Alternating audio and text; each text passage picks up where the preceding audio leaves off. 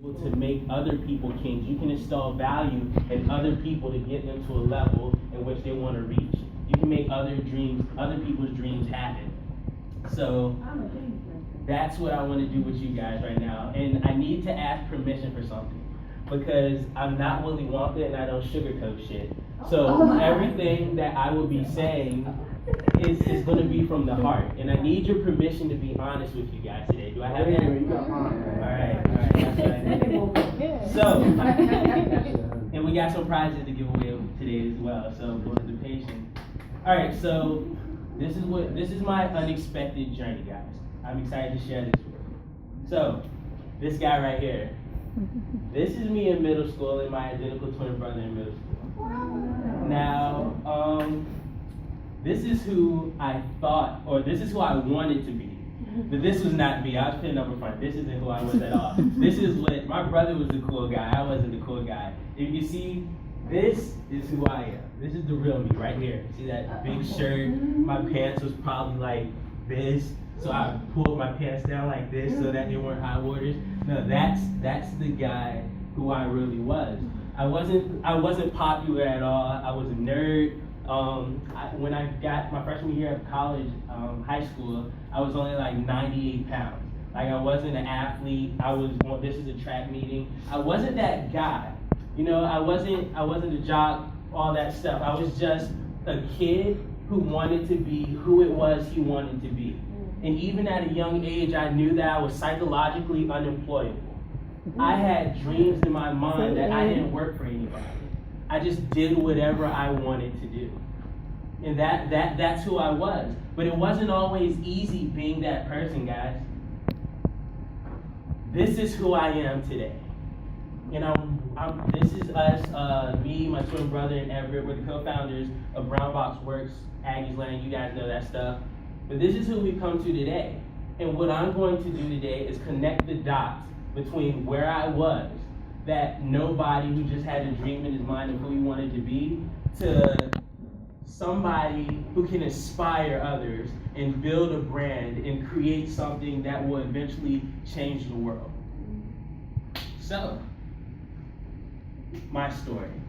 And I love, you'll be seeing a lot of quotes, guys. I'm a big quote guy, I'm a big nerd, like I said before. I'm gonna share some stuff with you. But this is powerful to me.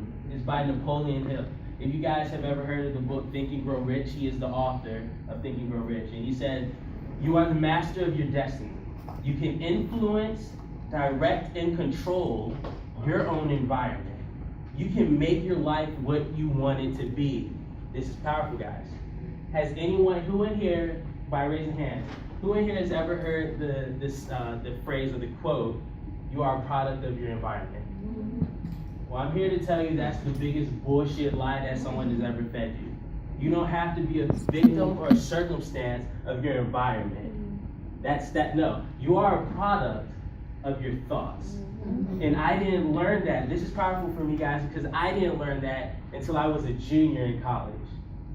So I want to give you a little backstory.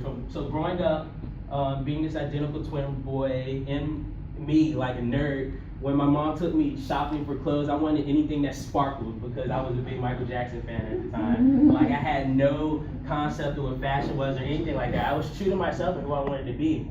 So I suffered because of that. I suffered a lot, you know, getting into high school, even in middle school, but getting into high school, me being not the softest guy, and I don't want anyone in this room to take pity on me. I'm just telling you my story so you can get an understanding of where I come from. So, not being the hardest guy, you know, dad wasn't in my life picture. That's typical. That's nothing new. Mom struggling, trying to raise two boys by herself, food stamp, oatmeal for breakfast, lunch, and dinner, that whole life, guys. And, you know, kids making fun of me, you don't act black, you talk white, that whole scenario, guys. My best friend in high school at the time, he's an Aggie today, which is interesting. It's interesting how the tides have turned. But I can remember my freshman year, we were at track practice because my mom forced me to get in track because all I wanted to do was be a hacker. I was going on something called Edline in Virginia, where they would send out our grades, and I would hack the system, so that I would change my grades from D's to B's and send that to my mom so that she could see what my grades were. That was the type of person that I was. So, but my GPA didn't reflect it, guys, and that's something else I'm gonna be sharing with you. My GPA didn't reflect it at all. See, I was a T-1 student when I graduated from high school, but I promise you that I was smarter than the 3.0 students in school. What they didn't have was something to capture my attention and capture what I was interested in. So I remember, like I was saying, freshman year, my best friend looked at me because I was struggling in my freshman year, and he said, "Keenan, you know what?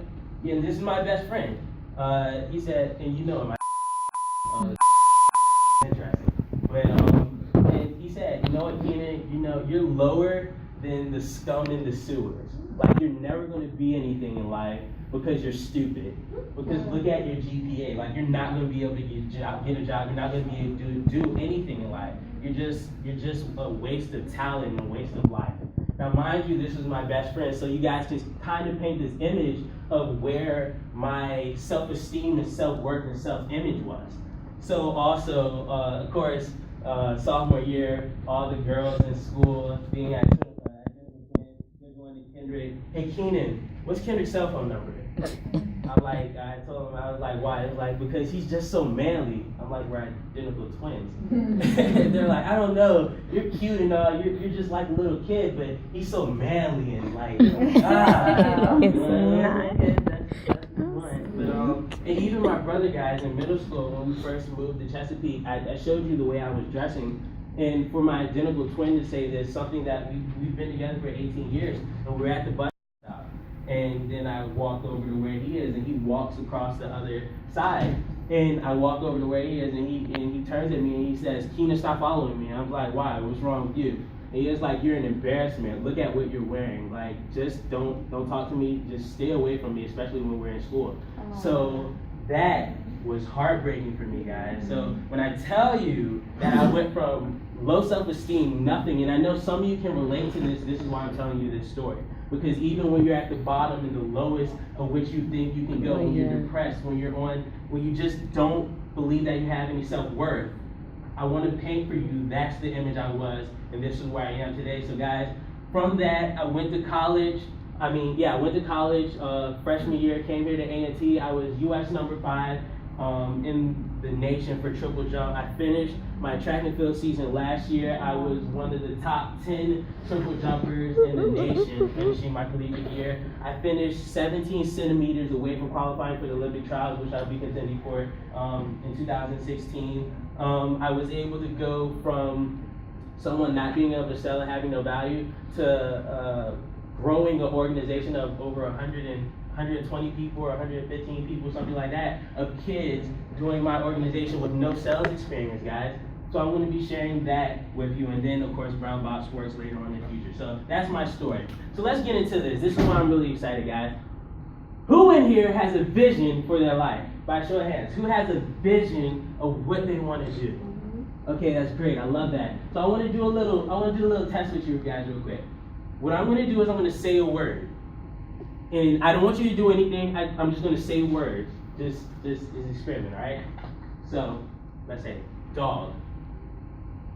All right? Cat. North Carolina A&T. 2. Your future.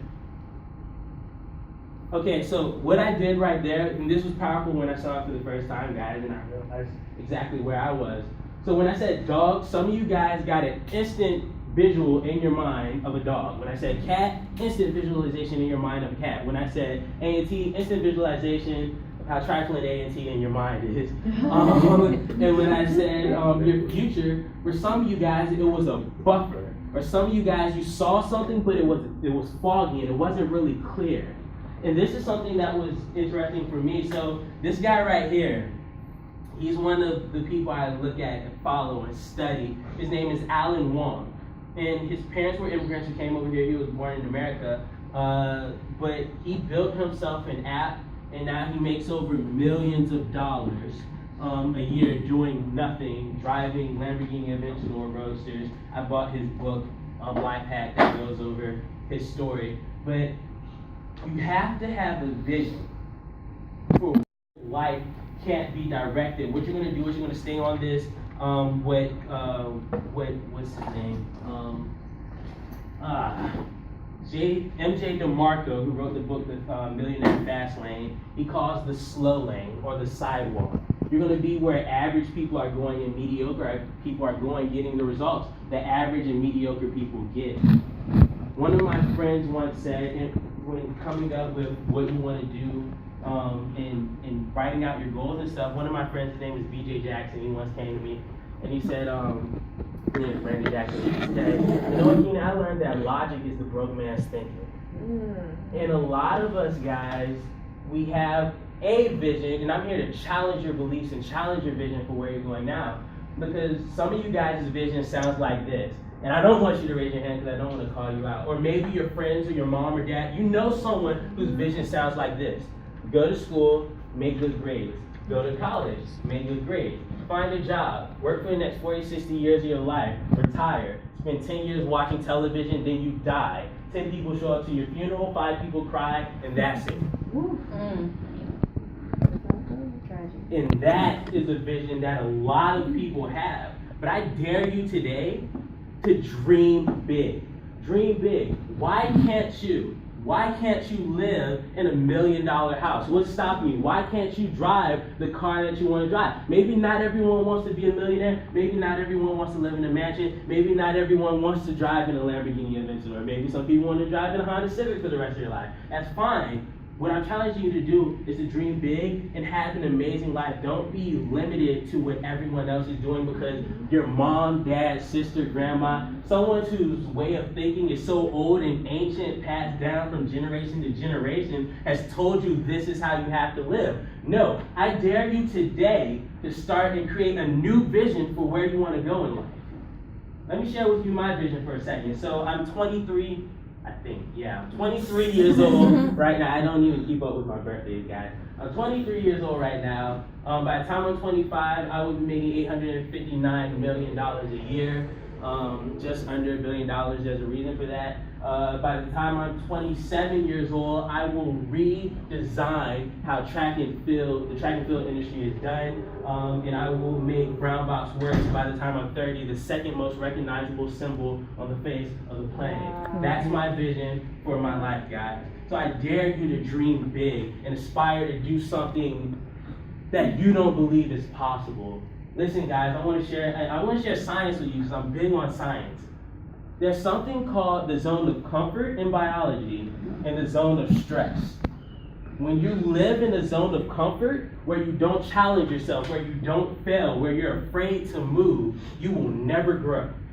It's not until you go into the zone of stress in which you fail over and over, you get uncomfortable, and you have to work, you have to sweat, where real growth takes place. So make your dreams, make your business, guys. I can sit on and talk about vision all day. You know I brought up Poke Bugs. So this guy is how I was able to find out what the vision for my life was going to be. This man makes, I want 2 guesses, and whoever's the closest is going to get a free prize. I want someone to guess, because this is a black man wearing a future suit. I want someone to guess and tell me how much this man makes a month. What does he do? He's a network marketer. Just take a guess. Huh? I'm gonna go high. I'm gonna say maybe like close to 75 to 95,000 a month. A month? Okay. 120,000 a month? I think about 500. 500? Mm-hmm. All right. Well, you were the closest, so I'm gonna give you a Zig Ziglar book. This man makes $1,365,000 a month. $1,365,000 a month. His name is Holton Bugs. You can Google him and look him up. He's the #1 money earner in network marketing. But he did a speech on YouTube. He shared from when he was getting started to where he is now. And maybe I want to share this because it's so inspiring with helping you attain the vision for where you want to go. So let me do that. I want to share this with you real quick. Thoughts determine the domino effect is your speech. Your speech determines the domino effect your beliefs. Your beliefs domino effect your actions. And your actions domino affect your results. Let's roll this video here real quick as I end up. I always had a dream.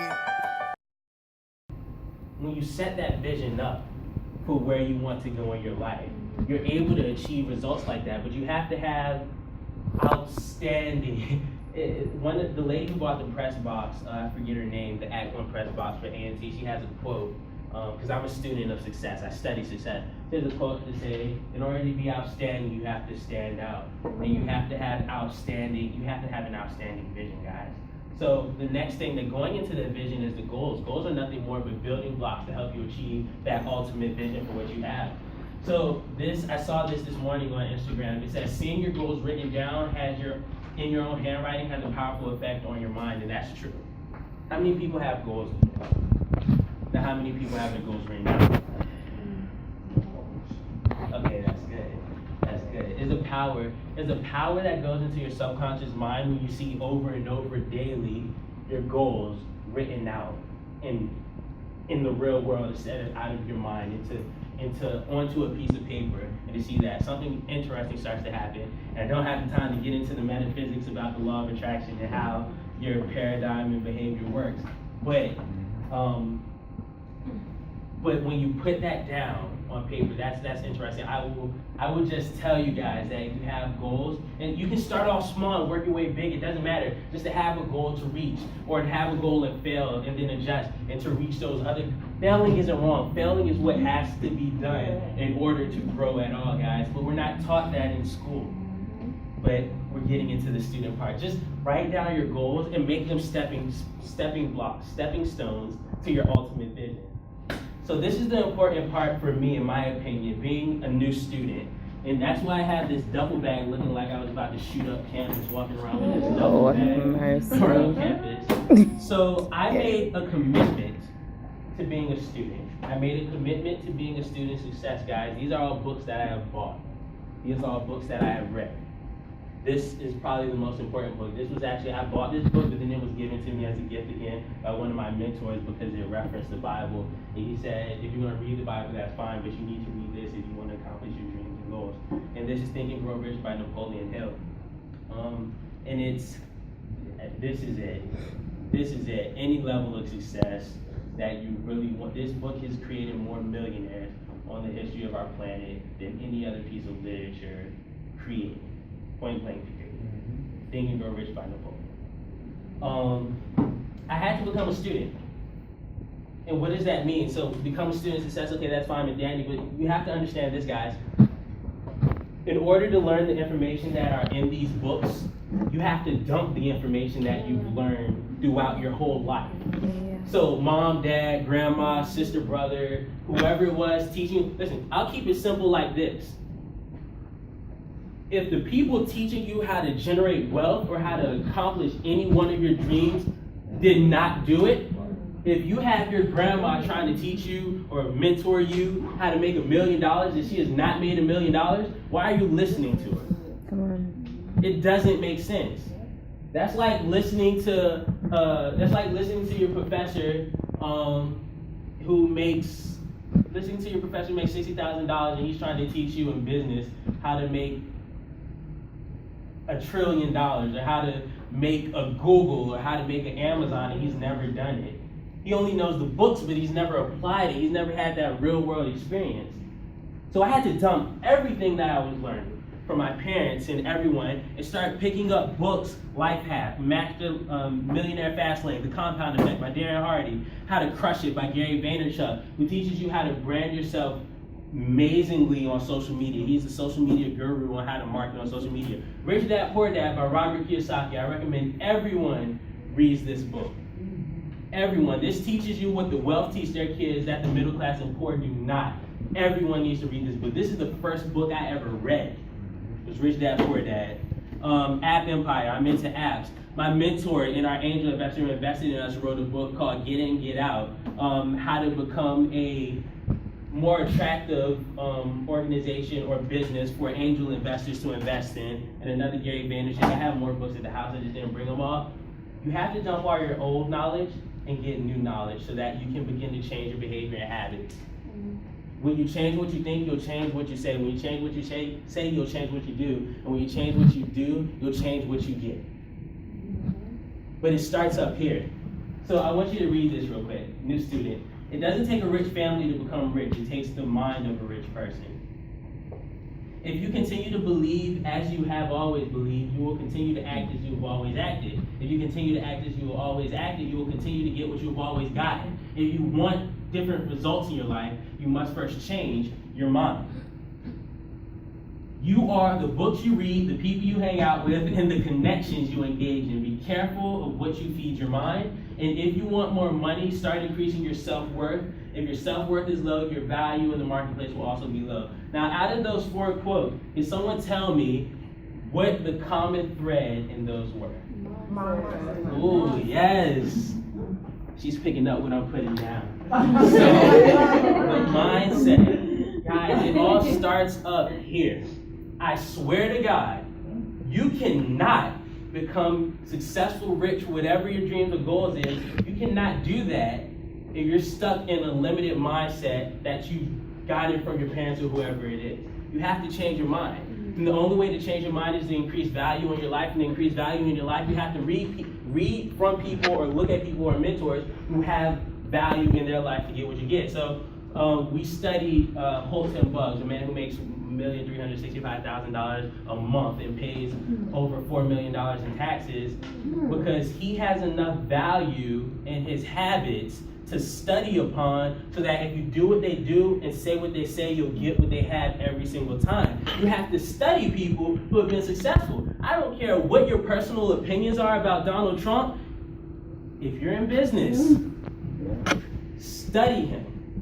Why? Because it doesn't matter that his father gave him $1 million loan to start his business. The fact of the matter is, he went from bankrupt to being richer than he's ever been without his father's help.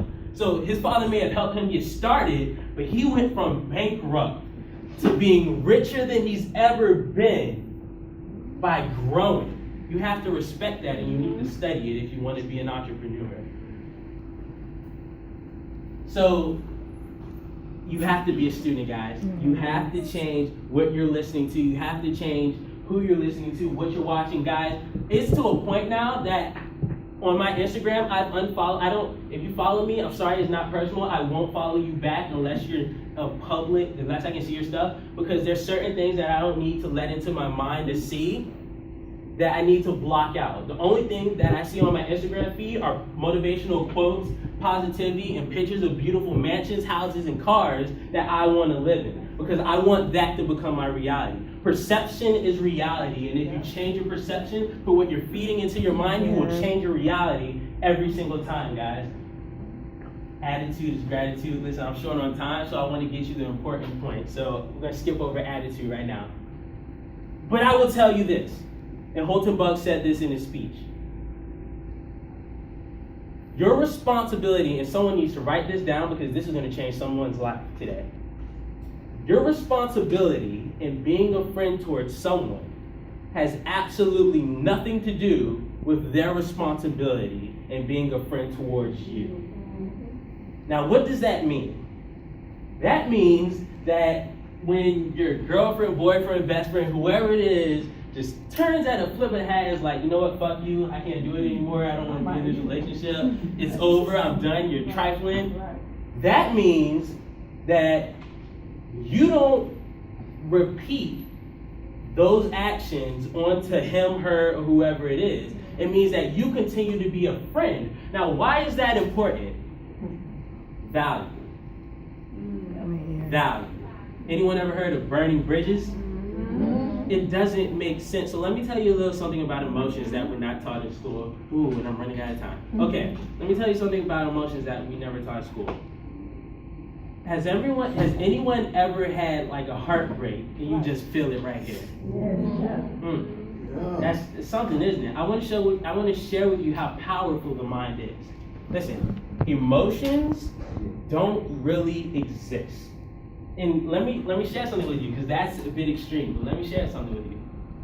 The mind is extremely powerful, but emotions don't exist. You control energy that you make real. So does anyone know what the nerve is called that connects your mind to your heart to feel heartbreak? There is no nerve. There is no nerve that connects your mind to your heart for heartbreak. What we're taught through media is that heartbreaking is felt right here in the heart. So when someone hurts you, it sends a signal to your mind so that you feel that horrible feeling right in here. That's how powerful the mind is. So people can only control your emotions when you give them the leverage and access to control your emotions. But if you give them no power and keep the power for yourself and make yourself the only person responsible for your happiness, you will be successful and you will be happy. With that, guys, I gotta close. I'm out of time. There was more I want to share with you, but if you want to link up, Do you have this? Your presentations on YouTube or something? yeah, I have a lot of them recorded on YouTube. What's you say? What do they look up under? Any talking things? Yeah, it's Mr. Field Track. That's my username, Mr. Field Track. Instagram is Donnell. Actually, I can put a link to it on my Instagram in the bio. This is my Instagram, Donnell, DONNELLKS. 2 N's? Yeah, 2 N's. You ain't gotta follow me because I ain't there yet.